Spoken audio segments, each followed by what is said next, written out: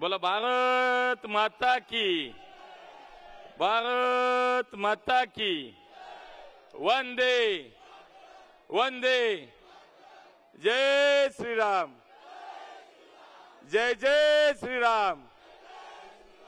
महायुतीचा महायुतीचा आपल्या पुणे लोकसभा मतदारसंघाच्या निवडणुकीच्या निमित्तानं प्रचाराच्या समारोपाच्या या सभेला आपल्या सगळ्यांना मार्गदर्शन करण्यासाठी व्यासपीठावरती उपस्थित आपल्या राज्याचे कर्तृत्ववान आणि कार्यक्षम उपमुख्यमंत्री माननीय देवेंद्रजी फडणवीस साहेब, आपल्या राज्याचे मंत्री आदरणीय चंद्रकांतदादा पाटील, व्यासपीठावरती उपस्थित महायुतीचे सर्वच नेते, समोर बसलेले गोखलेनगर, जनवाडी, वैदुवाडी, संपूर्ण शिवाजीनगर मतदारसंघातून आलेले मोठ्या संख्येने आलेले नागरिक बंधू आणि भगिनींनो, सर्वप्रथम या विशाल अशा जनसमुदायाला मी अभिवादन करतो। इतक्या मोठ्या संख्येने आज या ठिकाणी आपण आम्हाला आशीर्वाद देण्यासाठी उपस्थित आहात।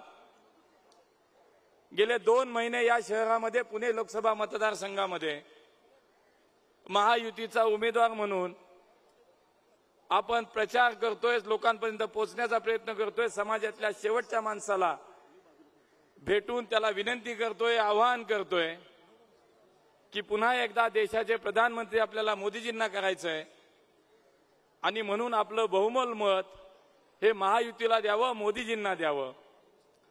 साहेब, आम्हाला सांगायला खूप आनंद वाटतो, अभिमान वाटतो की गेल्या 2 महिन्यामध्ये पुणेकरांनी भरभरून प्रेम दिलं, भरभरून प्रतिसाद दिला, भरभरून सहभाग घेतला आणि आजची ही सभा ही पाहिल्यानंतर आता विजय कोणाचा आहे, तो किती मोठा आहे सांगण्यासाठी कुठल्या ज्योतिषाची आवश्यकता नाही। माझ्यासारख्या एका सर्वसामान्य कुटुंबातल्या एका माणसाला, एका तरुणाला, जो खेडेगावात एका प्राथमिक जिल्हा परिषद शाळेमध्ये ज्यांनी शिक्षण घेतलं, शहरामध्ये वडील नोकरीच्या निमित्तानं आले, 10 बाय 10च्या घरात राहिलेलो आम्ही कुटुंब, आमचं 5 माणसाचं कुटुंब, नवी पेठेमध्ये 10 बाय 10च्या घरात राहिलेलं एक सर्वसामान्य कुटुंब। त्यानंतर पुण्यातल्याच मराठी माध्यमाच्या शाळेत भावे स्कूलमध्ये शिक्षण मी घेतलं आणि भारतीय जनता पार्टीच्या विचारानं प्रभावित होऊन भाजपच्या कार्यकर्ता म्हणून जेव्हा कामाला प्रवासाला सुरुवात केली, त्यावेळेला एक बूथ प्रमुख म्हणून माझ्या कामाची सुरुवात मला आज आठवतीये। मी मागे वळून जेव्हा पाहतो तेव्हा एक बूथ प्रमुख, एक वॉर्ड सरचिटणीस, वॉर्डचा अध्यक्ष आणि तिथून पुढे संघटनेतला सगळा प्रवास, एकदा नाही तर 4दा पुण्यातल्या या जनतेने आपण मला महापालिकेत काम करायची दिलेली संधी आणि आज प्रत्यक्षात पुण्यासारख्या शहराचं, ज्याचं जगामध्ये लौकिक आहे, जगामध्ये मोठं नाव आहे, ते आपलं पुणे शहर, या शहराचा लोकसभेचा उमेदवार म्हणून आपल्या समोर येताना मागचा प्रवास पाहतो, मनापासून आनंद वाटतो, समाधान वाटतं की अत्यंत सर्वसामान्य कुटुंबातला एक मुलगा पण भारतीय जनता पार्टीच्या माध्यमातून काम करताना भाजपमध्ये हे होऊ शकतं। एका सर्वसामान्य कुटुंबातल्या मुलाला लोकसभेचा उमेदवार केला जातो आणि म्हणून मला माझ्या पक्षाचा अभिमान आहे, माझ्या नेत्यांचा अभिमान आहे की एका सर्वसामान्य कार्यकर्त्याला आज इतक्या मोठ्या पदाची संधी दिली, इतकी मोठी निवडणूक लढण्याची मला संधी मिळाली। मित्रांनो, प्रचार केला जातो खालचा वरचा, गरीब आणि श्रीमंत, म्हणून मला हे सांगावं लागलं की लोक मुखवटा घालतायत, खरा मुखवटा आता लोकांनी पाहिलाय, मूळचा चेहरा सगळ्यांच्या समोर आलाय। मी एवढंच सांगेन की एक कार्यकर्ता म्हणून मला पक्षाने संधी दिली। महानगरपालिकेमध्ये स्थायी समितीचा अध्यक्ष असताना या शहराचे 2 अर्थसंकल्प मला करता आले। महापौर म्हणून काळ करता 2.5 वर्षाच्या काळामध्ये या शहराचा कानाकोपरा मला माहीत झाला, आपल्या शहराचं वास्तव समजलं, आपल्या शहराचा आवाका समजला आणि म्हणून अत्यंत स्थानिक, अगदी शेवटच्या स्तरापासून काम केलेला कार्यकर्ता, एक गरीब कुटुंबातून आलेला मी तरुण, आज माझ्या पक्षाने संधी दिल्यानंतर या शहराच्या महापौर पदाचा मला सन्मान मिळाला। एक गणेश उत्सव मंडळाचा कार्यकर्ता, या शहराच्या गणेश उत्सवाची आपली एक परंपरा आहे, जगभरामध्ये आपल्या गणेश उत्सवाचं नाव आहे। या शहराचा जो महापौर होतो तो आपल्या या वैभवशाली गणेश उत्सवाचा परंपरेचा यजमान असतो। माझ्यासारख्या गल्लीतल्या कार्यकर्त्याला अभिमान वाटतो की मी एक गणेश उत्सव मंडळाचा कार्यकर्ता, पण या वैभवशाली गणेश उत्सवाचा मला यजमान होता आलं, हा माझ्यासाठीचा मला अभिमानाची गोष्ट मला वाटते.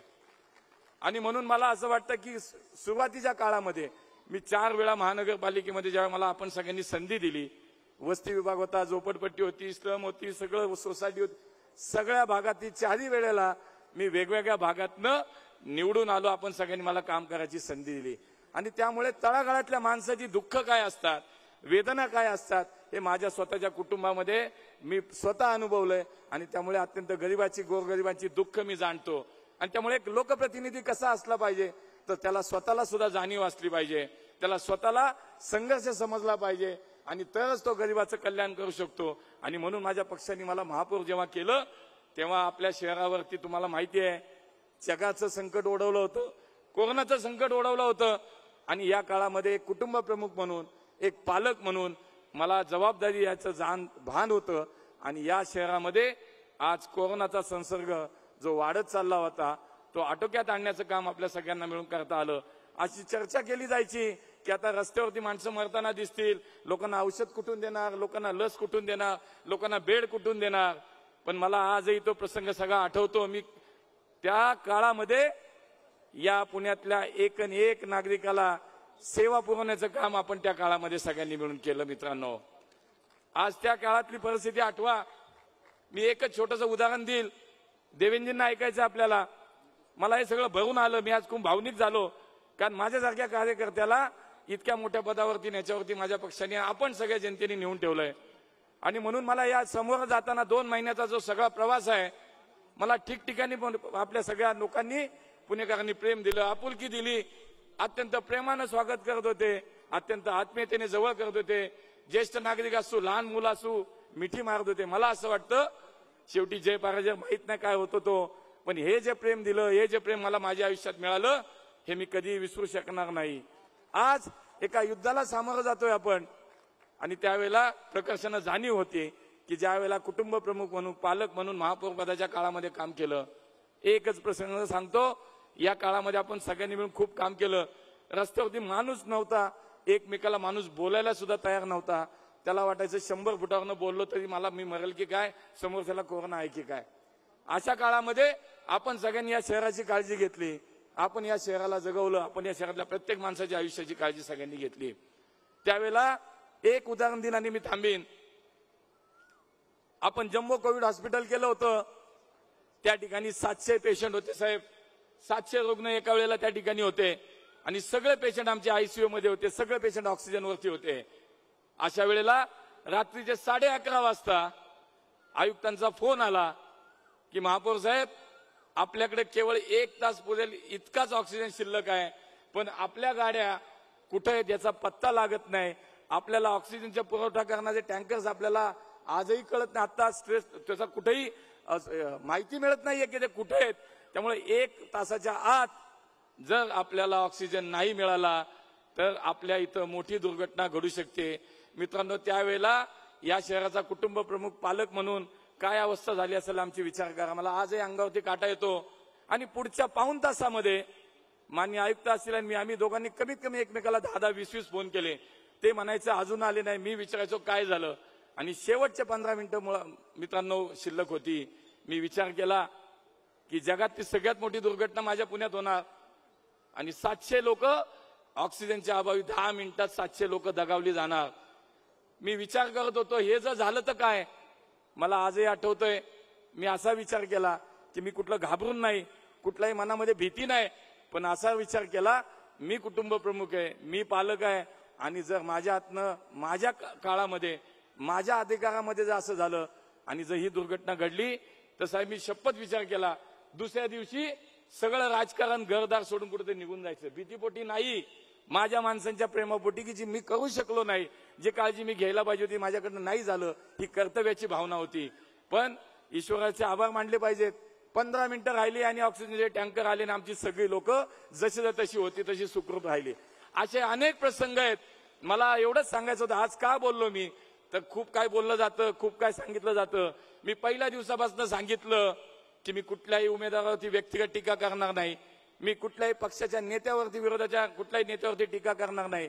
आज ही माणसं खालच्या पातळीवर चाललीत, वाटेल ते टीका करतायत, वाटेल ते बोलतायत. आज प्रचाराचा शेवटचा दिवस आहे मित्रांनो. मी आजही कुणाचं नाव घेतलं नाही आणि घेणार नाही. का? मला तुमच्यावरती विश्वास आहे, तुमच्या आशीर्वादावरती मला विश्वास आहे की तुम्ही माझ्या पाठीशी आहात, माझ्या महायुतीच्या पाठीशी आहात. आणि आजची ही सभा सिद्धार्थ दादा आजची ही सभा मला असं वाटतं की या विजयाचं रूपांतर महाविजयामध्ये केल्याशिवाय ही सभा राहणार नाही. त्यामुळे तुमचं आणि तुमच्या संपूर्ण शिवाजीनगर मतदारसंघातल्या सर्व नगरसेवक पदाधिकाऱ्यांचं अभिनंदन करतो. मित्रांनो, एवढंच सांगतो की आता मात्र हा महाविजय साकारल्याशिवाय गप्प बसायचं नाही. एक दिवस आपल्या हातामध्ये आहे आणि कुणी काही बोलू देत, पण मी तुम्हाला सांगतो तुमच्या आशीर्वादाच्या जीवावर, तुमच्या ताकदीच्या जीवावरती आज सर्वसामान्य कुटुंबातून आलेला मुलगा, एक भारतीय जनता पार्टीचा बूथ प्रमुख म्हणून काम केलेला, सुरू केलेला एक कार्यकर्ता हा लोकसभेमध्ये केवळ पुण्याच्या आपल्या भविष्यासाठी, विकासासाठी आपण पाठवायचा आहे. मी तुम्हाला शब्द देतो, नेते बसलेत आपले, देवेंद्रजी इथं बसलेत, दादा इथं बसलेत, देशातलं सर्वोत्तम शहर आपल्याला पुण्याला करायचंय. आणि मी त्यासाठी तुम्हाला वचनबद्ध आहे की रात्रंदिवस काम करील, रात्रंदिवस तुमच्या अपेक्षा पूर्ण करण्यासाठी झटीन. आणि देवेंद्रजी आहेत या ठिकाणी बसलेत, ज्यांना पुण्याबद्दल प्रेम आहे, ज्यांना पुण्याचं भविष्य माहिती आहे, पुण्याचा विकास काय करायचा आहे, कुठल्या मार्गाने जायचं, एक व्हिजन त्यांच्या डोक्यामध्ये आहे. आणि मी तुम्हाला सांगतो त्यांच्या मार्गदर्शनाखाली आपण पुण्याचा हा विचार पुढच्या काळामध्ये अत्यंत मूर्त स्वरूपामध्ये आणू. सगळं आलं आमच्याकडं, मेट्रो आली, विमानतळाचा विस्तार झाला, नदीचा प्रकल्प झाला, चांदणी चौकाचा प्रकल्प झाला, 24/7 ची योजना झाली. कामाची यादी सांगायला लागलो तर 1 तास पुरेल, पण 6च्या आत साहेबांना आपल्याला मोकळा करायचंय. आणि त्यामुळे आज पहिल्यांदा गेल्या 2 महिन्यात मी या पद्धतीचं बोललोय. या पद्धतीचं मला आपल्या पुढे व्यक्त व्हावं वाटलं, मोकळं व्हावं वाटलं की एक सर्वसामान्य कार्यकर्ता तुमचं प्रतिनिधित्व करायला दिल्लीला जाणार आहे. तुमचे आशीर्वाद या ठिकाणी मला हवेत. एवढंच या निमित्ताने बोलतो. खूप खूप धन्यवाद. जय हिंद, जय महाराष्ट्र.